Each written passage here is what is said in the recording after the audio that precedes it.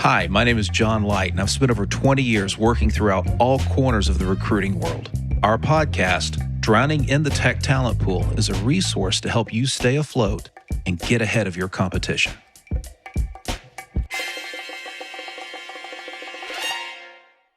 Hi, and welcome to everybody. I'm here today with Eve Cline, the Chief Experience Officer at ENAVATE.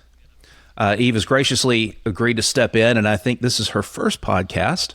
So this will be fun, I hope, for everybody. But I was hoping, Eve, as we get started, that not to put you on too much of a spot, but I'd hope you'd maybe share a little bit about, number one, what's a Chief Experience Officer do from day to day? And number two, maybe share a little bit about your journey and your pathway to get where you're at with ENAVATE today as well. Sure, absolutely. Well, thank you for having me. It is my first, so hopefully I do a good job for you. I am the Chief Experience Officer at ENAVATE, and it is a unique position.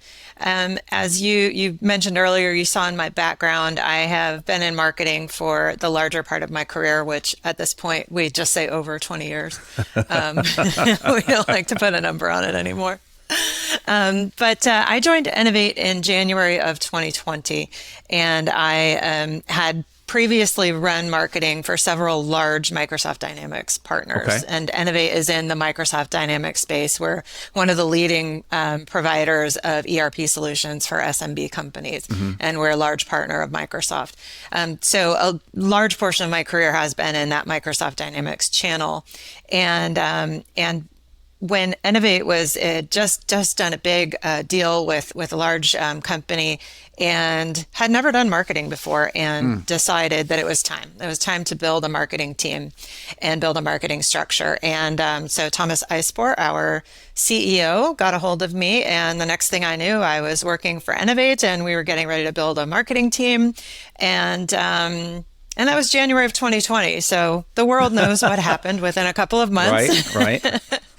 And I could talk a little bit later about the recruiting challenges that went along with all of that and trying to build a brand new team in the middle of everything that was going on in the world. But my career path specifically at ENAVATE, I did spend the first year very focused on marketing.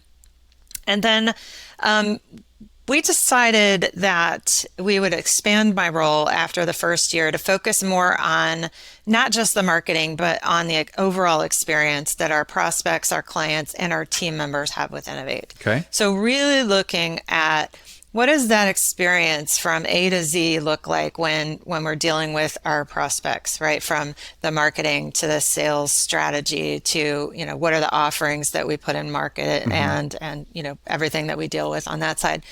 But then also, what does that team member experience look like? So anywhere from the candidate experience, employee branding, our onboarding experience, our culture, and the entire life cycle of a team member. So that's where really the Chief Experience Officer title came up. I know we didn't make it up. I know other people have one, but we did decide that was kind of the overall title for what I was doing.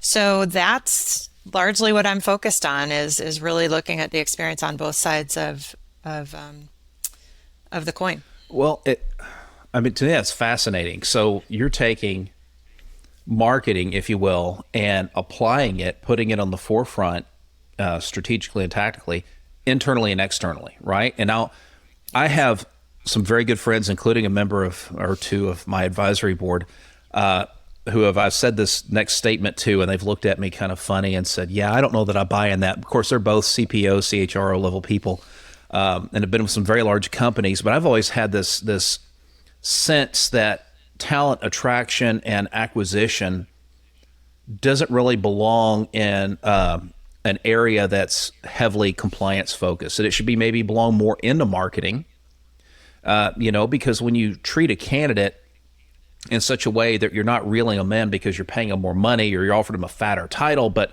rather because you're getting them to want to be included in the experience, that you're telling a narrative, you're telling your story in such a way that it's impactful to people and they go, man, that's something I want to be a part of, because there's huge value in that. But if I'm hearing it right, as Chief Experience Officer, I want to say CEO, but every time I do, it's like, no, it's experience. We say CXO just so it's not confusing, but because we have a CEO. So. Yeah, don't want to get crossways with him today. But yeah. I just find it fascinating that you all at ENAVATE have taken that and applied it across these other areas of the company. That it's just not external. Hey, let's go develop a marketing qualified lead and turn it into a sales qualified lead, but let's look at our talent that we're bringing in and study their journey. And hey, how can we make this something that's not only better for them, but better for the company? Because they're going to do more. People always do more when they feel like, I'm part of this team pulling a wagon the same direction everyone else is. And I'm curious, right? What was your experience, or what has your been experience implementing that? Well, it's been unique. So I'm sure that anybody that's watching this or listening to this that has the background in HR, I don't profess to be the CHRO or the Chief People Officer. I actually started officially leading our HRC team about a year ago, and we were finding ourselves in the position of, do we hire a Chief People Officer, or what do we look at that? And I was already working on a lot of the team member experience with our HR team. And at the time I said, well, we have a great team. We have a great team with great leaders. They need executive leadership. So why don't I just step in there? I'm already working with this team anyway. Why don't I step in while we figure out exactly what we want to do? And I fell in love with it. Okay. Like I never really thought, I'm going to be leading an HR team. But I actually fell in love with it because, and to the point you made just a few seconds ago, I'm able to take the marketing, the messaging, the communications, the branding, all of that expertise, and complement our team that was already doing a fantastic job in talent acquisition and talent management and building our culture. And it really just became a very complementary organization, right? With me being able to work and helping on a lot of those messaging and how do we communicate this and what is the overall experience as our candidates, as our prospects, as our team members are going through the process, and focusing on the culture and being able to provide that level of direction, with also having the knowledge of what's going on in the business and really understanding the market for the last 30 years that I've been in it. So I thought it was just 20-ish. I put a number on it. We weren't going to do that. I said more than 20. Been doing this for 20 years and 2 months, and what I've found. Yeah. It's been a while. So in a sense,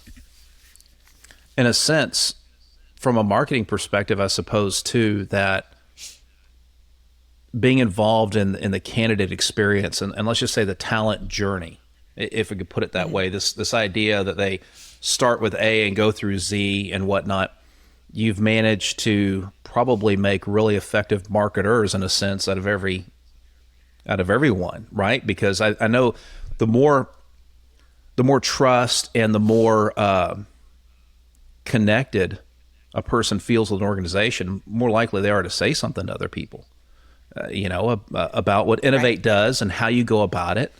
I'm wondering if you've seen any of that kind of percolating. I know it's only been since 2020, and then it was a year later for the Chief EXPO experience officer. CXO to start transitioning that, and you were transitioning it around arguably one of the most very difficult time periods you could possibly do it. But I'm just curious, what impacts have you seen? And I would say not necessarily statistically, but let's say from an anecdotal standpoint. I'd be very curious to hear that too.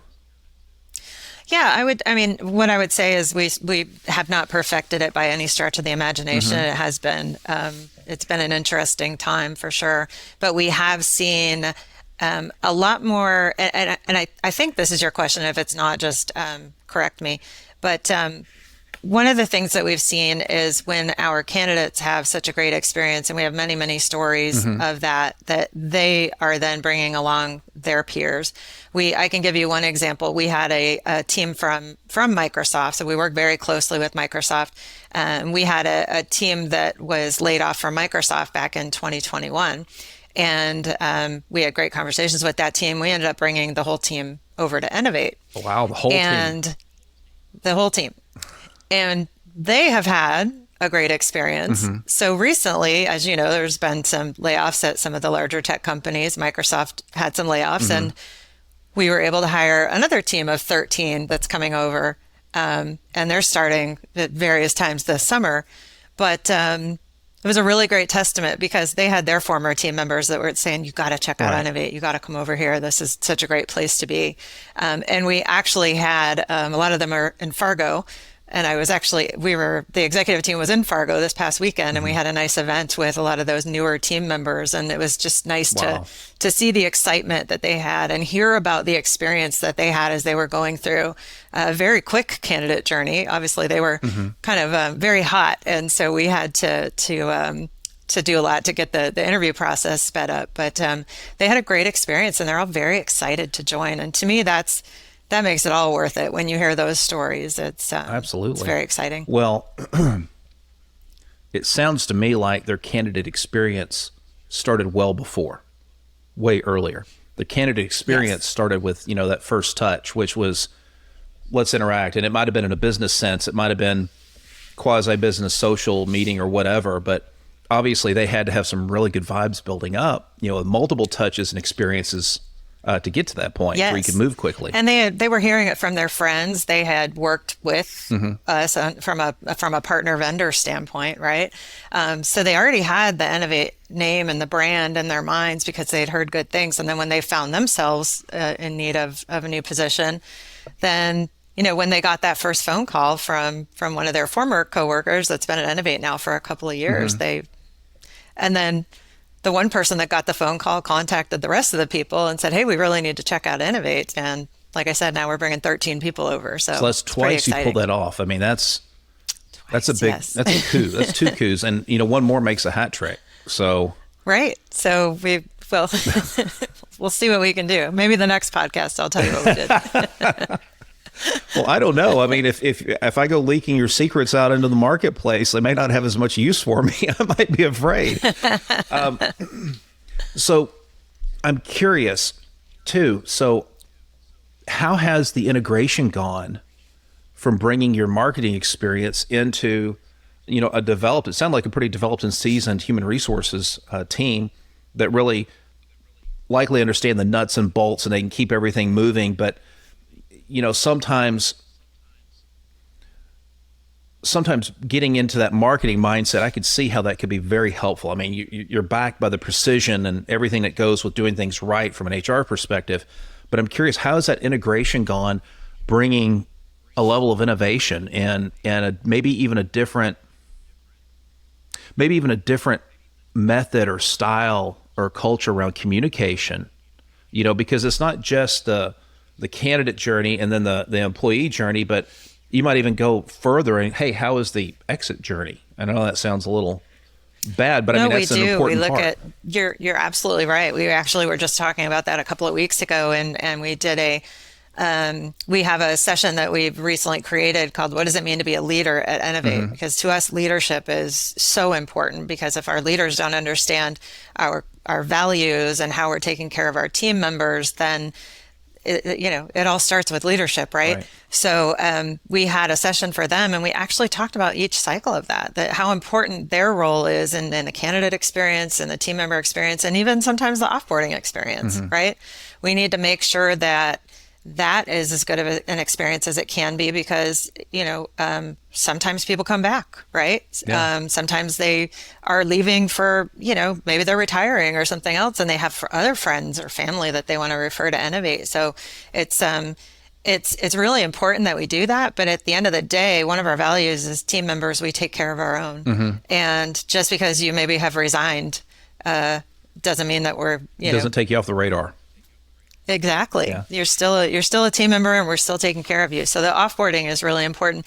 To answer your question, that was around I think it was around what have I been able to bring, and how did that transition go with me joining? I think the team was. I think there are some times where I say something and they go, "No, that's never going to work," right? But that happens in marketing too. Right. You're crazy. But I do think that there was a need for that that expertise around communication, we've grown really rapidly. I mean, as I said earlier, when I started in 2019, we were a $12 million company, and today we're an $85 million company. Wow, impressive. And we did all that growth through the pandemic, the war in Ukraine, because we have almost half of our team members are in Ukraine. So we've done all that growth in that time. And so you can imagine communication's a challenge, building our culture is a challenge. And so I think there was it was almost welcome, the expertise that I was able to bring and help out with, and the bridge between the marketing team and the HR team to get more help when it comes to these things. Right. And how do we build our brand on social media? How do we work together to make sure that, all the images are right, and that we're integrating the onboarding process into our social media strategy and all those things. So it's been a good mix. So I was just thinking, as you were talking too, when you talk about the offboarding experience, right? And if you look around at the big companies doing the layoffs, some of those layoffs were done by email. Received at 2 or 3 in the morning sort of emails. Not a good email to wake up to. And I can only imagine, however the Microsoft were letting these people go, it may not have been that harsh. It may have been really gentle, or it may have been to certain standards or whatever, but it had to be a great contrast from an attraction standpoint for them to get all that feedback, that input. Well, hey, we had somebody left and went there a couple of years ago, and they're relating their experience. I mean, that might be the best social proof you could get. Right. No, exactly. I will say that from what I understand, I think Microsoft did it about as well as you can do in those situations. But yeah, I think it was from what I hear. I mean, I did hear directly from some of the team members that are joining that it was that experience. It was, they had their short list of Microsoft partners that they wanted to talk to, and we were on that short list from the get-go. And the experience that they had with us, we did some joint sessions for them, answered questions. We obviously, as we said before, we had people here that they were familiar with, that they had worked with for years before. So that's always appealing, right? When you feel like you can go into a new situation feeling like you have a little bit of family or a little bit of a connection. A connection, for sure. So and I wasn't saying anything about how Microsoft let them go, but just in general, right? No, exactly. I just felt like I had to put it out there. Like, I mean, it's never a good thing. It's totally fine. I mean, they're a partner. Be nice anyway. Right. But there were some companies out there that handled it, I think, in a very clunky fashion. And I agree with you. What gets publicized isn't when it's done right and it's part of a normal course of business. What gets publicized is when it's handled poorly and it gets amplified. It's kind of like the old, restaurant reviews. You're more inspired, I guess, more innovative, more incentivized to go put a negative review because you're getting a dopamine fix, or going out and say, take that, restaurant X, whoever that is, versus going, hey, this restaurant Y over here treated us like, princes and princesses or whatever it might be. So I don't know necessarily that companies have learned the marketing lesson, although I'm sure you've dealt with it many times over your career, that how difficult it is to get a positive review out there as social proof versus negative reviews. Those are a dime a dozen. They pop up. Sometimes I think people just do it out of it's a hobby or something. I don't know. It's right. And it speaks. I agree with you. It speaks well for what you've done. Is, I guess, my point in the whole thing, because that's hard to pull off. Yeah, thank you. We look at Glassdoor a lot. I know a lot of companies do, and when we do see a negative review out there, because they do happen, right. We're not perfect. We really take it to heart. We respond to them. We, from an HR standpoint, we look at any feedback that we get and how can we adjust things? How can we make the experience better? And we are proud of the fact that today we have a 4.4 on Glassdoor. That's a big deal. We have a lot have of reviews out there, obviously. So we have a lot of fans, but we know that sometimes there's work to do. We do 3 times a year, we do an internal team member survey through a third-party company, so it's totally anonymous, where we're measuring the team member satisfaction, we're measuring the Net Promoter Score, and we look at those results, and we really take a lot of the feedback that we get to heart. And when we see that we actually had an issue with onboarding for the year of 2022. We were hiring so many people, and what we found was the HR onboarding was great. But once they were getting into their role, because of the remote, environment and everything, it just became really challenging for people to get onboarded into their roles. Right. And we saw some of that feedback in the team member surveys. And so we made sure that we're doing sessions like the what it means to be a leader and the hiring process and your role in the hiring process, and doing a little bit more facilitating when it comes to what is that handoff from HR onboarding to getting onboarded in the role, and just making sure that the leaders have some more direction or facilitation on how that should go. That was directly from the team member surveys where we got that feedback that, people were just in some areas just, not having a good experience kind of there. lost. And we really take that to right? heart. I mean, it really, one of the big challenges I would think with doing what you've been doing there at ENAVATE is that you have this great intake experience, and then you get them where they're actually doing the work, and that level of service, I guess, the level of the experience drops off significantly. Even if it only drops off 10%, that's going to feel like it's 100% or 80% or whatever, because there's such a contrast. Right. And that, how hard was it, or is it, if at all, to take that message and that, I guess, regimen of the experience, be it incoming talent, new hires, experienced hands, whatever it might be, and get that not just out there from an HR perspective, but deal with your operational leaders, whether it's developers or whoever it might be, to get them to buy into that and carry forward that higher level of experience for your talent? With some people it was easy, just, oh gosh, I'm so busy, and I just, thank you for the help. And, with others, a lot of the time it comes down to nobody has ill intent. Right. I firmly believe that, 99.9% of the people, there's never ill intent with something. We're just busy. Just they either don't know, Yeah. or they're just busy. And so that's what it is in a lot of the cases. And then it's just, well, I'm so busy, and well, you needed to hire this person, so you can't be too busy to make sure that they get on board. It's not an option. Sorry. So there's been varying levels of, I don't want to even say the acceptance. I mean, who would not accept that they need to do a better job, Right. and taking care of their people. But it's just a matter of people being busy and just making sure. So that's why, with some, maybe we have to do a little bit more of that facilitation to make sure that things are happening the way that they need to happen. We've also been more fortunate in the last 6-8 months where traveling is not as difficult, and so we're able to bring people into our office and do some more in-person onboarding. Yeah, until the which is past so day or important. two with all the canceled flights, it's been that's crazy. I've got a United flight on Monday. I'm a little nervous. And I just flew in on Tuesday myself, and I was just like, no, please, no delays. My luggage, will it show up? Right. So we just filled a successful search for a client that was what I call a fusion role, where we're fusing, in this case, a meteorologist with a data science kind of subset, and bringing them together for this company where they're able to come in and build these models that are predictive for weather events that would impact power markets, energy and distribution, congestion, all this sort of thing. And I mean, it's really, really intriguing.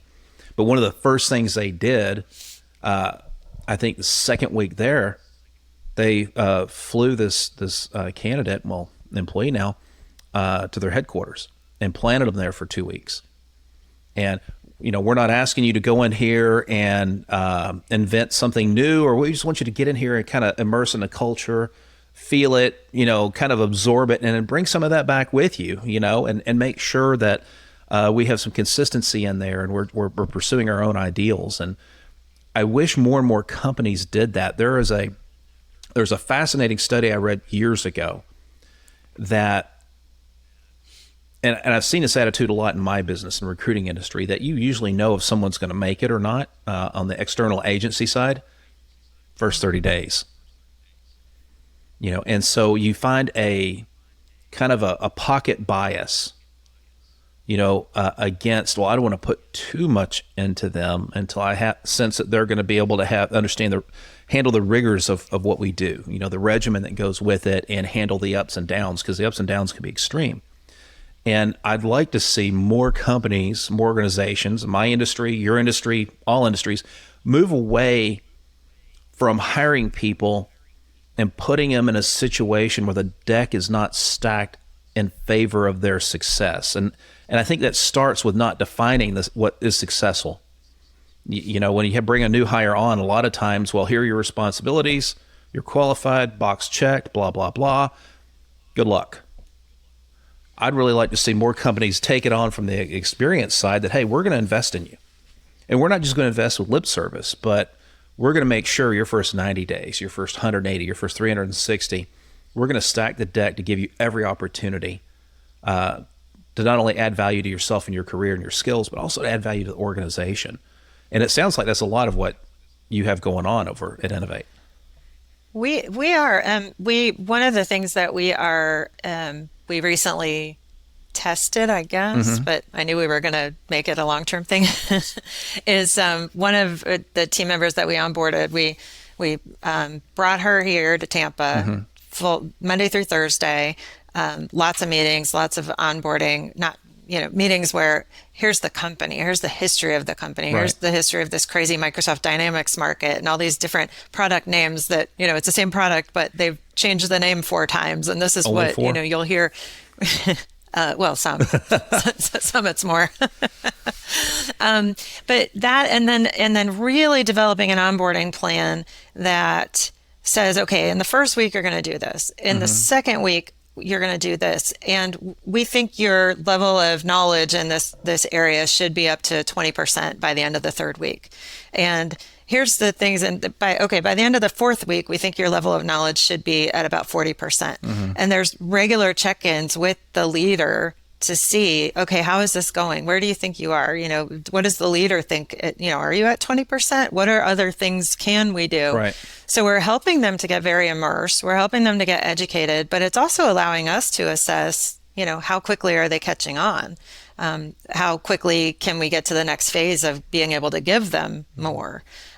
This was a marketing position specifically, and then doing daily check-ins. So just like a 10-minute check-in. How are you doing? What's going on? Do you have any questions? We also do peer partners. And so, somebody knows, especially in this remote environment, sometimes you sit at your desk at home behind a computer and you don't know who to contact for whatever it is, right? So those are some of the things that we're trying to put into place just to make the experience better. And then we keep refining and hopefully at the end of the day, everybody has a great experience. Well, I mean, as long as the continuous improvement side, the refinement side, and doing that, that's a challenge. That takes regimen and discipline over time. One of the challenges I had when I've spent some time in larger companies earlier in my career was that when you do an annual review process or quarterly review process or whatever it might be, it can be kind of onerous when I'm also expected to run my own desk while building a team that's running 6 or 8 or 10 other desks or whatever the number might be. I'm curious, have you faced a lot of challenges from an operational adaptation side of things, bringing this experience mindset forward? Well, I don't have time for this. I've got a job to do in addition to developing this person or onboarding this person.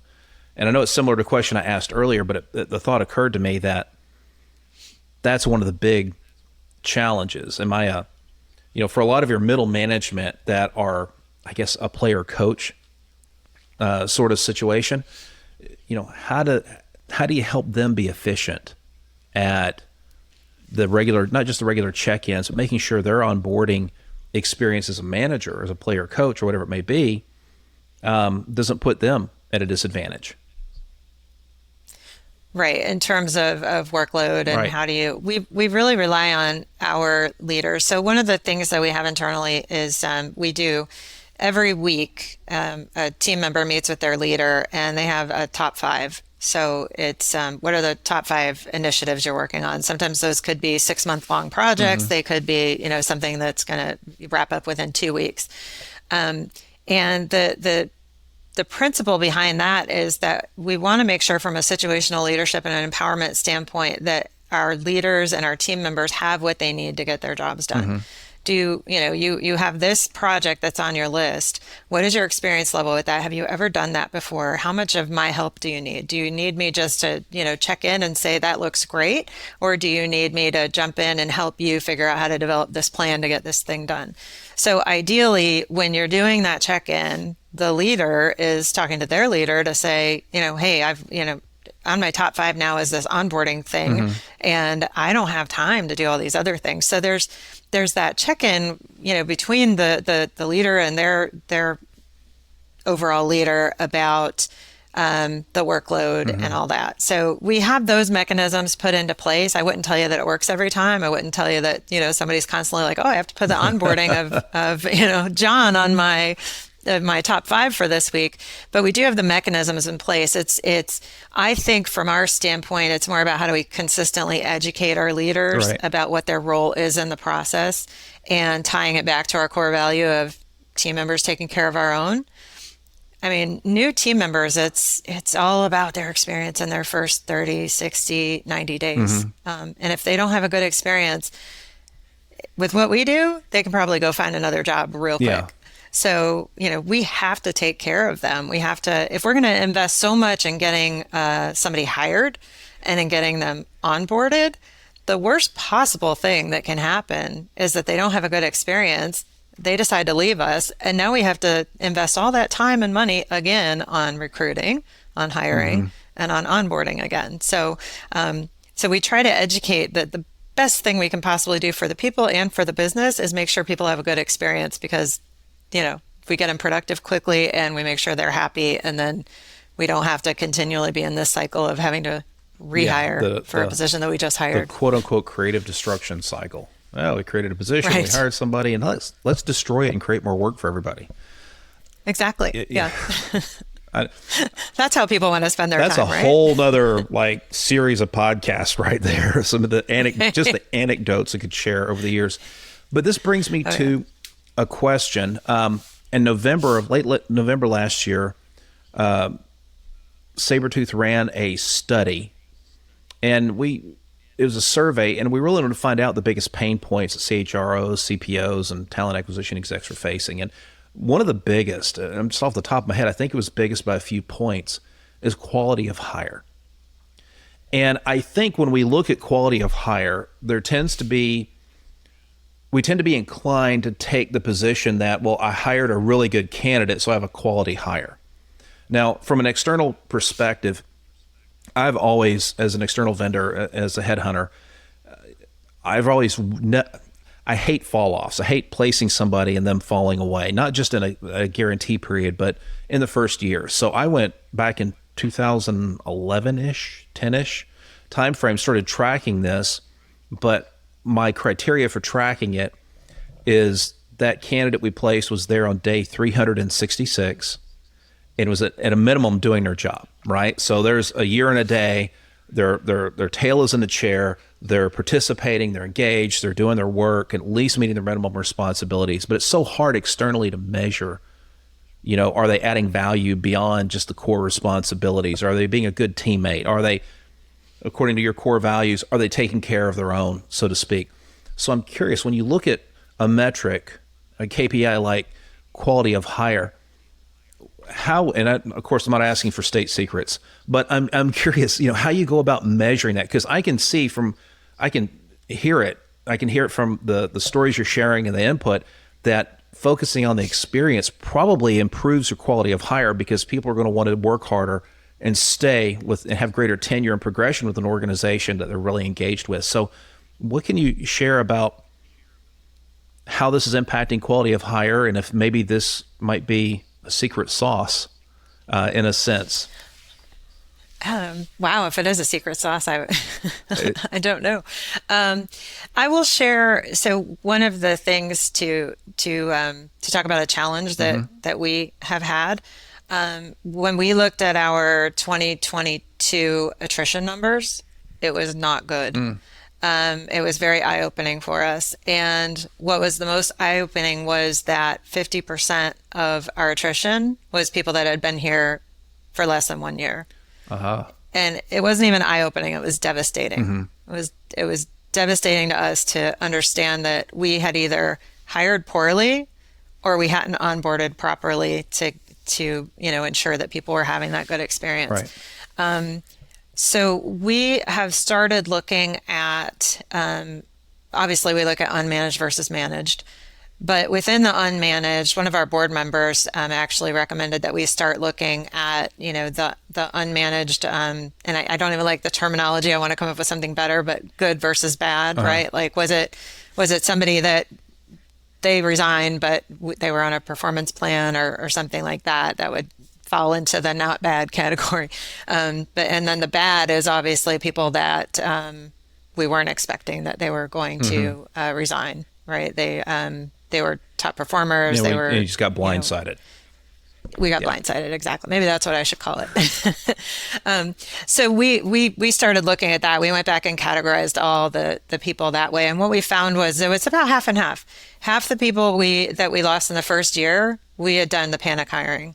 We had done we need people, we need consultants, we have this project, we'll get them in. They say that they can, that they have the experience on the technology. Let's get them in and then we'll see.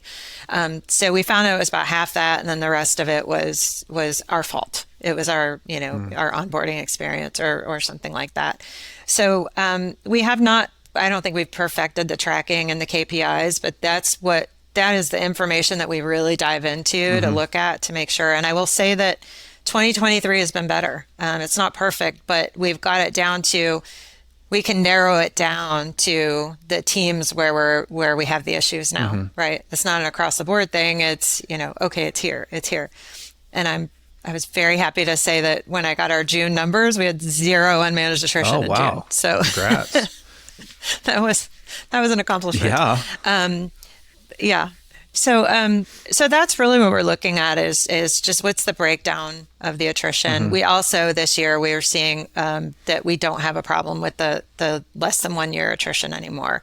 We've really, all these things that I've told you about from an experience standpoint, I think they're helping. We're definitely seeing that. The other thing that we do is at the annual performance review time, when we're looking at salary reviews and things like that, we do a kind of a performance ranking, and each leader does that based on productivity, based on performance, based on adherence to core values and all those things. So the leaders are looking at the team members in terms of their level of performance as well. Man, I tell you, I hope that answered your question. No, I mean, I think it's one of the biggest challenges out there. And I've had a bias toward not just the onboarding process being wonky when companies have issues with quality of hire, but with the actual identification and acquisition of the talent, the hiring itself. The old saw I tend to relate to is you can't take an actuarial accountant from a big stodgy insurance company and stick them into a startup environment in Silicon Valley and expect them to survive. And I think it relates to the differences in how we go about our business versus how the organization goes about its business. And you could align that with core values, but there's big extremes where somebody's always running around like the hair's on fire, and it's a fire drill every half a minute. And somebody, it's so, everything's so set in place. All I have to do is just keep walking in the same footprints every day, and that's all I'm going to do. And there are a lot of variations in between there. I think it's one of the most difficult things to align for. But when it's out of alignment, in my experience, new hires tend to spend so much energy kind of keeping up with the Joneses, making their boss happy, going through the motions. They're burning all this energy on that rather than spending energy on actually executing on the tasks in front of them. And so one of the things I always tell candidates is, hey, be yourself. You go on an interview, don't put up a facade. Don't go telling a lot of corny dad jokes unless that is totally your personality, in which case, good luck, but we'll do what we can. Right. Who doesn't love a good dad joke? But apparently my children sometimes get a little annoyed with them, but that's another conversation. Oh, well, I don't know why. It seems pretty normal, but They're funny, right? I think so. That's subtle humor, a pun. Maybe this is the problem. We think they're funny. Yeah, Okay. I have my sense of humor has more experience than all 6 kids combined. They'll catch up with me one day. 6 kids? 6. Oh my goodness. That's another podcast. Oh, it is. Maybe a couple. But I really do think that aligning those things is critical. But that alignment can't just stop when you hire the person. It's got to continue, because you don't want a person who's a little bit not aligned to fall out when a few adjustments, maybe a little more understanding on the corporate side, to the and toward the individual, and vice versa, could blaze a trail for somebody who's a great innovator, a great implementer, a great executor, whatever it might be. So I know our time is going to be running short here in a few minutes, Eve, but I got to say, I really appreciate the insights you've shared. I think that transition you've made from marketing to chief experience officer, I'm just going to say the whole word. Maybe I'll get around to saying CXO, but in this HR capacity and what you and your team are doing with it, I think it's smart, it's innovative.